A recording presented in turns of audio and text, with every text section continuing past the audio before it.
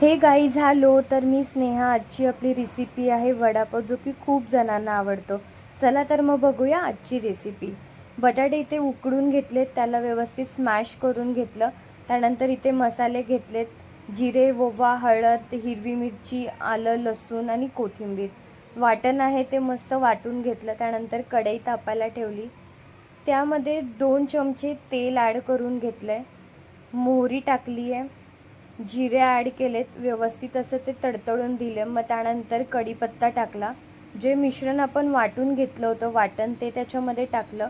कोथिंबीरही त्याच्यातच परतून घेतली, त्याच्यामुळे खूप छान टेस्ट येते वड्याला. आणि मग त्याच्यामध्ये धना पावडर ॲड केली. व्यवस्थित तेल सुटेपर्यंत तेही मिश्रण व्यवस्थित भाजून घेतलं.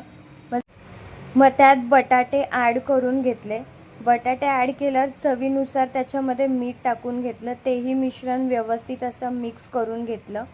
ते मिक्स झाल्यावर लगेच इथे वडे ते बनवून घेतले. आणि मग इथे बेसन पीठ घेतलं आहे, त्यामध्ये थोडं तांदळाचं पीठ ॲड केले, हळद टाकली आहे, मीठ टाकले. तांदळाचं पीठ ऑप्शनल आहे, जर तुम्हाला क्रिस्पी वडे हवे तर तुम्ही ते ॲड करू शकता.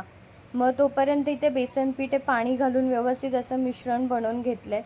व्यवस्थित ते झाल्यानंतर मग ते तेल तापायला ठेवलं. तेल तापलं, मग त्याच्यामध्ये वडे टाकून घ्यायचे. बेसन पिठात डीप केले ते वडे, व्यवस्थित असे तेलात सोडले. तर तुम्ही बघू शकता इथे वडे खूप छान दिसत आहेत आत्ताच.